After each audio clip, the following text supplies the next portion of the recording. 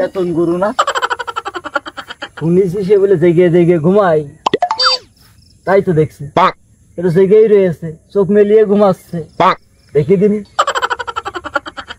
আসলেই তো এটা চেতন গুরুই জেগে জেগে ঘুমাচ্ছে। আবার শুনেছি সে নাকি অন্তর্যামী চেতন গুরু।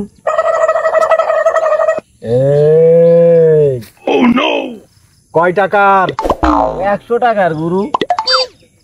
টাকা এখানে থো। গুরু খালি দাও। চেতন গুরু শান্তি প্রসাদ কখনো কারো হাতে দেয় না।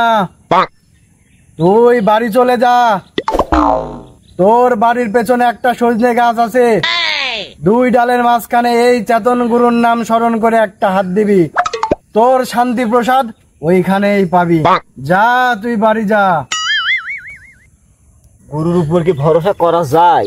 টাকা কি 100 মাইরি চলে যায় নাকি? কি করি? টাকা তো দিয়েও দিলাম, বুঝতে পারছি না কি করবো এখন। এই তোর টাকা মার যাবে না, যা তুই বাড়ি যা, তোর চিন্তা করা লাগবে না।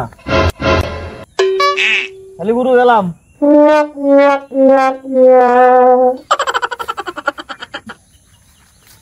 আসলেই তো চেতন গুরু অন্তর্যামী। যাই আগে তাড়াতাড়ি দেখে আসি।